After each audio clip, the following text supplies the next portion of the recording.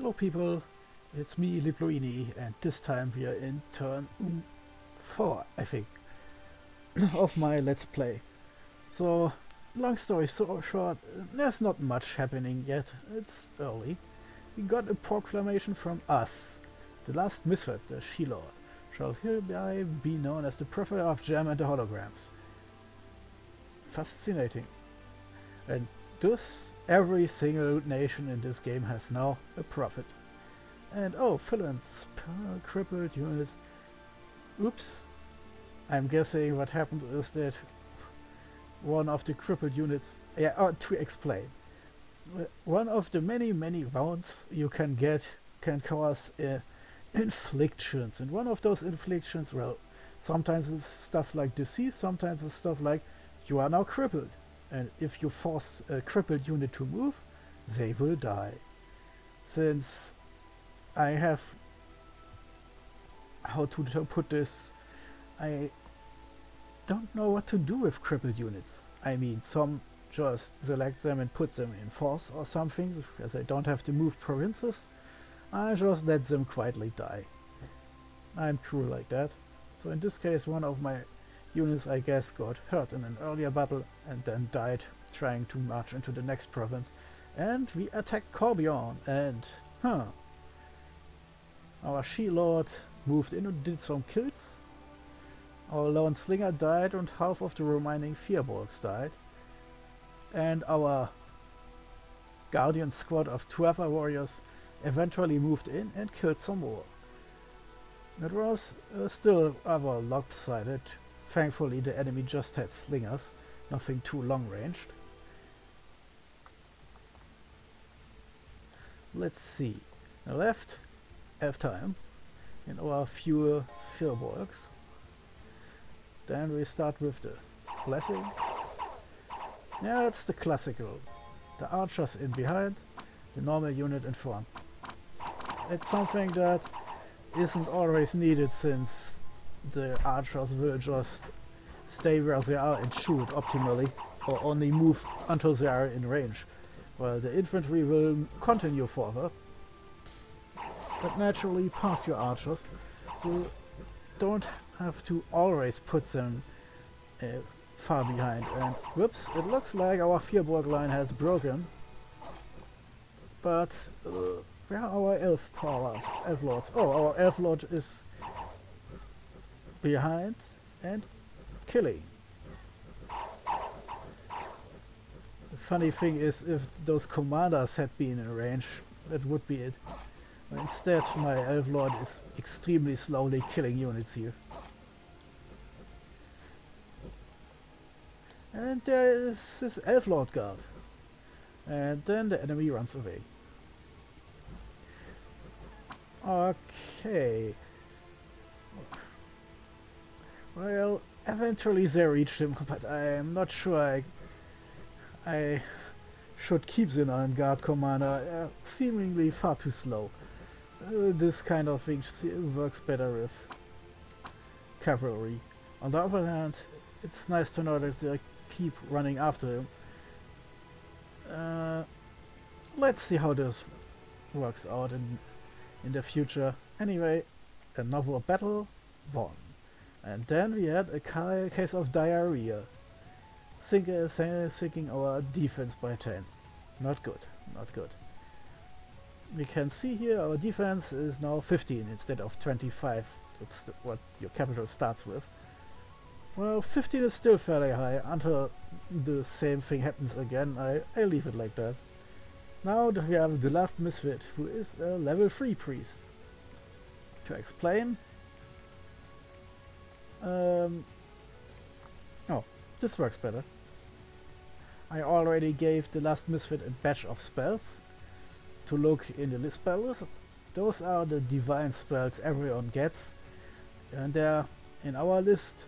There are other spells, but we get those here, and I'll explain them later. And we gonna get this huge batch, and only the level 4 and level 5 spells are not for us. Sadly. How this works, most nations get level 1 and level 2 priests. We got fairly strong level 2 priests. And sometimes you can also recruit level 3 priests. This is important because if you appoint a prophet, there are two possibilities. Either the prophet is set to holy level 3 immediately, and the second possibility is if he already has level 3, he gets +1. And in theory, if you have one of the superior level 4 priests, then you will get a level 5 prophet, the highest level there is. At least to my knowledge. So, in terms of recruitment, things are working on a normal. I started adding some cheap Firbolg warriors just to beef up this one guy here, who is basically currently garrison troop. And then more sacreds, more she-lords, and now we quietly enter the world of trouble, because we still have 30 to 80, 30 to 80, about 100, about 70, about 50, and some of those are terribly dangerous. Barbarians and Pegasus riders I've talked about, and then we have these guys, normally pushovers, but they also have tons of archers, and while we tend to have just enough protection to not die to any old arrow. Getting pelted with dozens of arrows if you have just under a dozen guys is not nice. But, well, at least we've won. I also have some money left, so I can raise the province defense at least. But all my other money is in recruitment. Stock at recruitment, I should say. So, what now? Well, we have this province in range, thanks to, I guess, this little bit going all the way over here. So the game connected Escunia and Corbion. But, problem! You have heavy cavalries and light cavalries. Light cavalry is not that much of a problem, but heavy cavalry, well, they hit hard. Of course, since we have our asshole elves, they probably don't hit enough. But if they manage to land 1 or 2 good hits, then this tiny army is finished. So it's a case of, I guess, risk mitigation. Let's move this guy to the Dragonscale Mountains to remove this border, move this border a bit farther away. And now we have to make a decision. I have Dustiel, 2 elf guys, and this one, and a bunch of new units. The question is now, well, the barbarians are probably too hard for us right now, but the Pegasus Rider is unknown. I completely forgot to check how much defense they have, and 60 units is still a lot, even though the game can never be, with this game you can never be sure. At least it seems like most of the units are just common ground troops, but fairly good ones, while those are shitty ones. So we have a lot of bad options. We can either risk the barbarians, the heavy cavalry, tons of archers, or try to combat those really good units.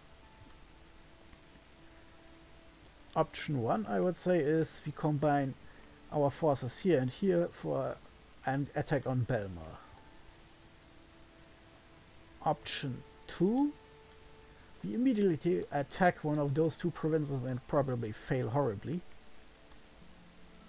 Or option 3, we move our troops together in Hesperia and then try for a concerted effort on the weaker of those 2. There is something here, possibly. Could be that there is a mage hidden here. That's also something that sometimes happens. Ah well. Go back to recruitment. A bit more resources would be nice, I guess, but we also keep running out of money. And here is another nearly 100 income, so I'm pretty how's the word? Tempted.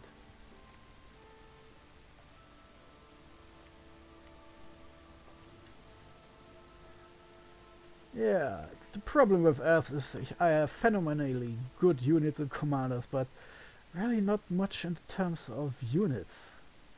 So I have no idea if it's a good idea to risk this without having some more units recruited. I mean, I'm getting 4 per turn and another.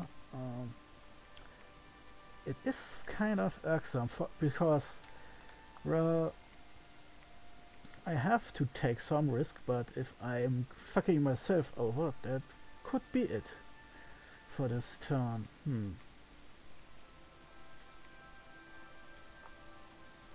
I mean, for this run. Of course, it's also the end of the turn.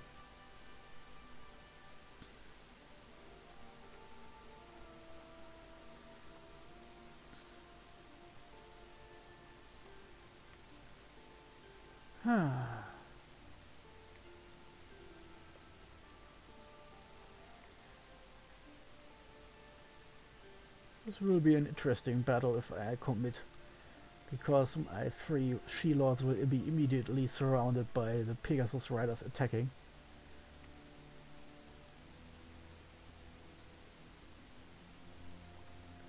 Let's see how we can do this.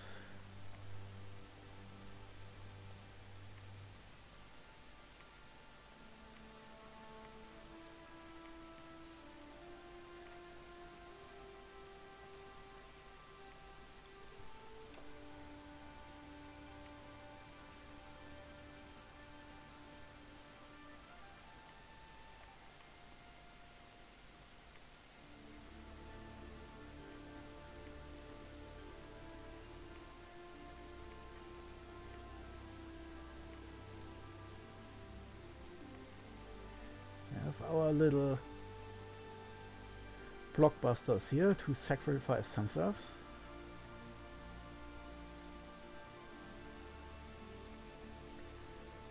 Then we have our super units up there. It's a risk. But you know what?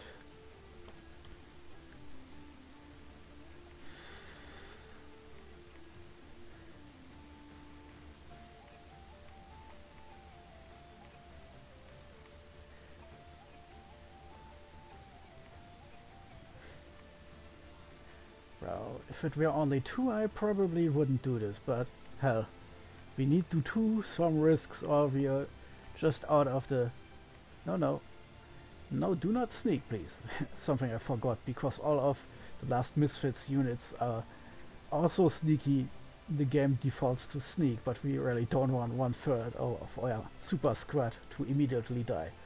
So now we will decide if this run will immediately end or if I can keep up momentum. The barbarians have to wait, but if we can survive this battle, we should have enough money to gear up to take Anan and Quadra. And then maybe it's time to beat up heavy cavalry, because if the Pegasus riders can't defeat us, then that province is also ours. And then I have to continue scout. Luckily we are not in much threat above here until people arrive who can take underwater provinces. But of course this means below us and to the east there will be enemies. Okay, this blue line means that the game says this strait here counts as a river, so land units can cross it, but they either have to have the secret ability to swim, yes, that's a thing, or they have to wait until the deepest winter when this is frozen. Anyway, that's turn 4. Let's check research first. That's F5. Yeah, we still have some levels to go before we make any new decisions. Here I'm basically just laying the groundwork and starting on with some alteration spells, especially those who can give some meaner buffs, but that's it really. So until next turn. Yes, the champion. Do I? Oh yes, I haven't. You haven't moved him. Ha, good. Okay, but that's it. Turn ends. Goodbye.